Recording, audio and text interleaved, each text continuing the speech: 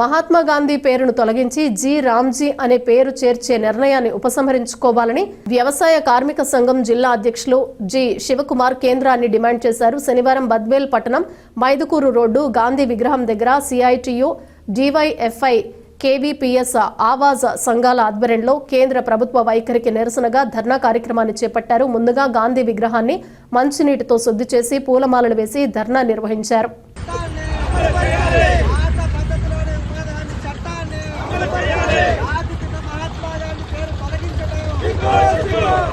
కేంద్ర ప్రభుత్వం జాతీయ మహాత్మా గాంధీ ఉపాధి హామీ చట్టాన్ని నిర్వీర్యం చేసే పద్ధతుల్లో ఈరోజు వ్యవహరిస్తూ ఉంది. అందులో భాగంగానే మహాత్మా గాంధీ పేరును జాతీయ గ్రామీణ ఉపాధి హామీ చట్టానికి తొలగించి జి రామ్జీ అనేటువంటి పేరుతో కొత్తగా చట్టాన్ని చేసేటువంటి ప్రయత్నం చేస్తూ ఉంది.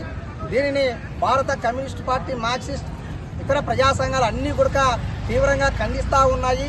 2005వ సంవత్సరంలో అప్పుడున్నటువంటి వామపక్షాల మద్దతుతో, వామపక్షాల పోరాటంతో యూపీఏ 1 గవర్నమెంట్లో జాతీయ మహాత్మా గాంధీ ఉపాధి హామీ చట్టాన్ని తేవడం జరిగింది.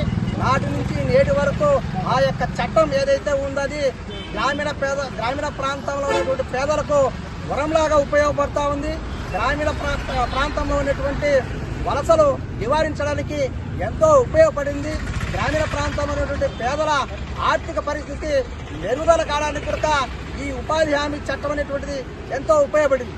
అయితే బీజేపీ అధికారంలో వచ్చినప్పటి నుంచి కూడా జాతీయ మహాత్మా గాంధీ ఉపాధి హామీ చట్టం ఏదైతే ఉందో దీన్ని రద్దు చేయడానికి, దీన్ని నిర్వీర్యం చేయడానికి అన్ని రకాల కుటిల ప్రయత్నాలు చేస్తూ ఉంది. గత 11 సంవత్సరాలుగా మనం గమనిస్తే కేంద్ర బడ్జెట్లో ఉపాధి హామీ చట్టానికి ప్రతి సంవత్సరం కూడా నిధులు తగ్గిస్తూ ఉంది. నిధులు తగ్గిస్తూ ఈరోజు మొత్తం ఉపాధి హామీ చట్టాన్ని నిర్వీర్యం చేసేటువంటి పద్ధతుల్లో పార్లమెంటులో ప్రకటన చేసింది. దొడ్డిదారిన ఆ చట్టాన్ని నిర్వీర్యం చేసేటువంటి పద్ధతుల్లో ముందుకెళ్తా ఉంది. దీన్ని ప్రజాతంత్రవాదులు, ప్రజాస్వామికవాదులు, గ్రామీణ పేదలు, ప్రజా సంఘాలన్నీ కూడా ముక్త కంఠంతో వ్యతిరేకిస్తూ ఉన్నప్పటికీ కూడా మోడీ ప్రభుత్వం దుర్మార్గంగా ఈ యొక్క మార్చినటువంటి పద్ధతి ఏదైతే ఉందో అదే పద్ధతిలో ఈ యొక్క పథకాన్ని కొనసాగించేటువంటి ప్రయత్నం చేస్తూ ఉంది. దీన్ని గ్రామీణ పేదలు అందరూ కూడా తీవ్రంగా వ్యతిరేకించాలి. గతంలో 100 రోజుల్లో ఎప్పుడైనా కూడా అడిగిన వెంటనే పనిని కల్పించేటువంటి సౌలభ్యం, అదే రకంగా పని ప్రాంతాల్లో ప్రమాదాలు జరిగితే ప్రమాద నివారించేటువంటి సౌకర్యం, అనేక రకాలైనటువంటి ఉపయోగకరమైనటువంటి పద్ధతులన్నీ కూడా ఈ చట్టంలో ఉండేవి. అయితే ఇప్పుడు నూతనంగా తెచ్చినటువంటి శ్రీరామ్జీ అనేటువంటి పేరు మార్చి తెచ్చినటువంటి ఈ పథకం ద్వారా ఈ యొక్క చట్టము గ్రామీణ పేదలకు హక్కుగా కాకుండా కేంద్ర ప్రభుత్వం యొక్క దయా దాక్షిణ్యాల మీద ఆధారపడే పద్ధతుల్లో ఈ యొక్క పథకం రూపుదిద్దుతూ ఉంది. భవిష్యత్తులో ఈ పథకాన్ని పూర్తిగా రద్దు చేసేటువంటి పద్ధతుల్లో ముందుకు తీసుకెళ్తా ఉన్నారు. పేరుకు మాత్రం గతంలో 100 రోజులు ఉండేది, ఈరోజు 125 రోజులు పెంచామని చెప్తా ఉంది.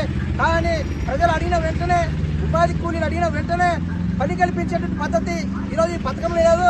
అందులో ఉన్నటువంటి ఉపాధి కూలీలకు లాభాన్ని చేకూర్చేటువంటి అన్ని అంశాలు కూడా పూర్తి రద్దు చేసి కేంద్ర ప్రభుత్వ కనుసనల్లో కేంద్ర ప్రభుత్వం యొక్క దయా దాక్షిణ్యాల మీద, రాష్ట్ర ప్రభుత్వాల యొక్క దయా దాక్షిణ్యాల మీద ఆధారపడే పద్ధతుల్లో ఈ చట్టాన్ని ముందుకు తెస్తా ఉన్నారు. గతంలో 90% నిధులు కేంద్ర ప్రభుత్వం భరాయిస్తూ ఉంటే 10% నిధులు రాష్ట్ర ప్రభుత్వం భరించేది.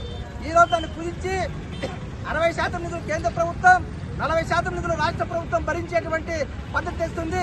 దీనివల్ల రాష్ట్ర ప్రభుత్వం మీద వేల కోట్ల రూపాయలు భారం పడేటువంటి అంతిమంగా ఈ యొక్క పథకాన్ని రద్దు చేసి నిర్వీర్యం చేసేటువంటి ప్రయత్నాలు కొనసాగుతాయి. కాబట్టి వెంటనే గతంలో ఏ రకంగా అయితే మహాత్మా గాంధీ జాతీయ ఉపాధి హామీ చట్టం అనేటువంటి పేరుతో ఉండేదో అదే పద్ధతుల్లో పేరును కొనసాగించాలి.